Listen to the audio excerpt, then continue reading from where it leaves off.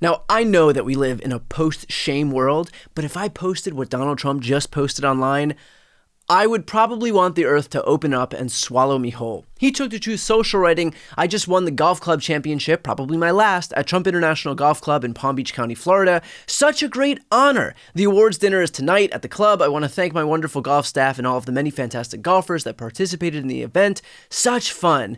How about that? What are the odds that the guy who owns the golf club would also just so happen to win the golf championship? I'll tell you what. I'm just really heartened and encouraged to know that all of his hard work paid off when it mattered most. Nothing like winning in front of a home team crowd because you put in the hard work and gave it your all and definitely, totally did not just declare yourself victor by royal fiat.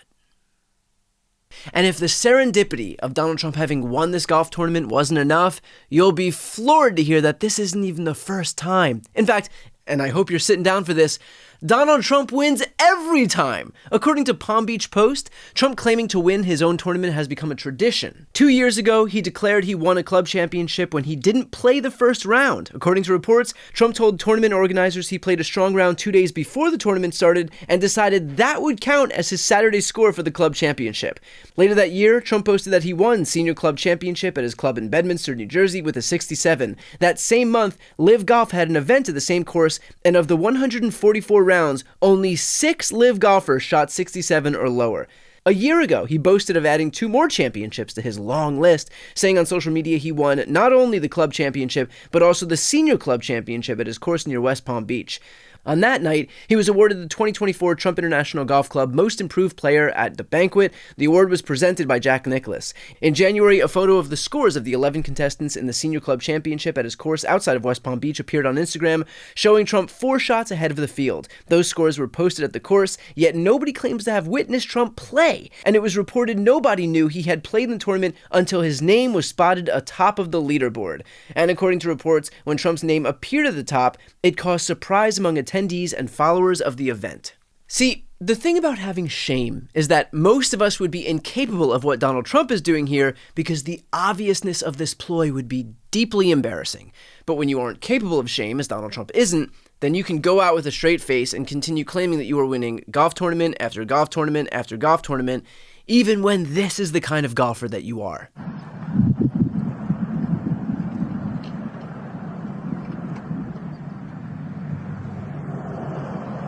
Oh, he shanked it. Oh my God, I got that on video.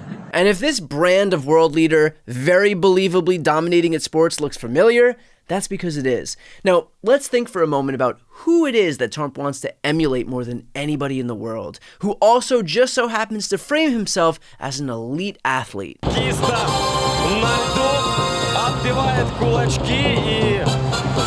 Большая, но здесь Каменский, Буря рядышком и будет по центру. Бросок и счет открыт в этом матче.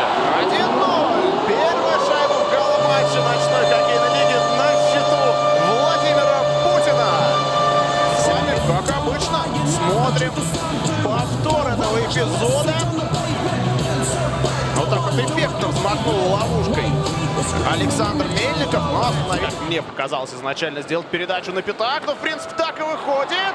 И Владимир Путин с неудобной забрасывает вторую шайбу, подработал сейчас на пятачке, переиграл вратаря, не успел тот шайбу зафиксировать ловушкой. Вот сборной ночной хоккейной лиги, смотрим мы на повторе, как это было. Все было достаточно просто.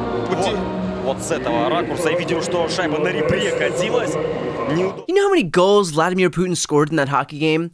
I shit you not, 8. 8 goals in one game. I mean, what are the odds that you would be both the president of a country and an athletic phenom? I mean, honestly, some people can just do it all. And of course, it goes without saying, but my deepest sympathies to those Russian goalies in previous games who blocked Vladimir Putin's shots and just so happened to also fall out of 11-story windows or get served polonium-laced tea. Just some real bad luck, I guess, huh? But I gotta say, the best part of Putin scoring 8 goals in one game is how he celebrated, which is to say, by getting really familiar with the ice.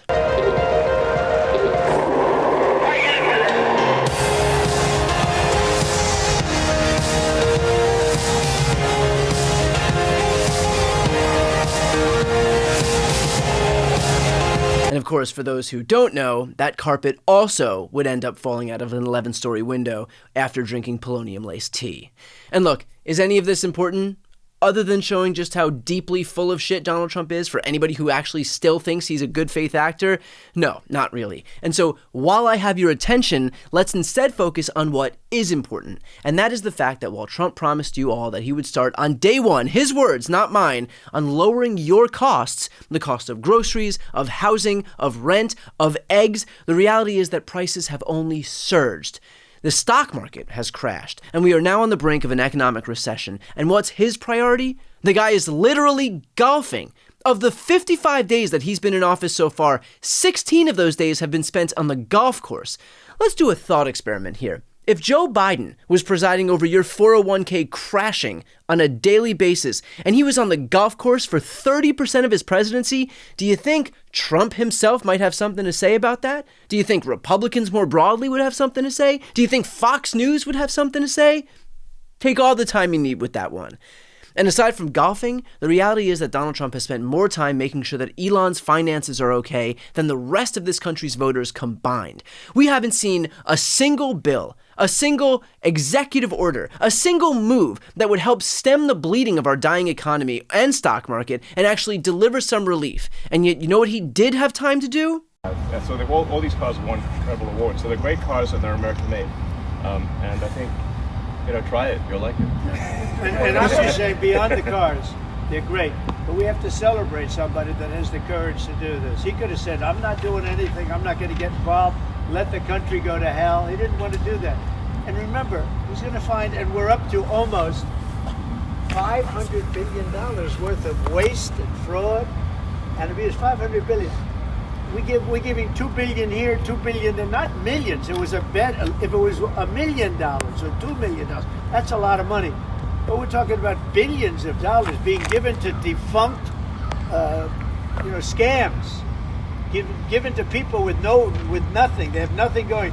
They open up a subchapter S corporation, and they put $2 billion into it from nowhere. The reality is that Trump is broadcasting who he is in office to help, but it's not you. He's had ample opportunity to show you that he understands the pain that Americans are feeling right now, and instead, he's actually exacerbating the problem by launching trade wars and imposing tariffs left and right. This is the first economic downturn in U.S. history that is both completely voluntary and avoidable and owed exclusively to the actions of one person.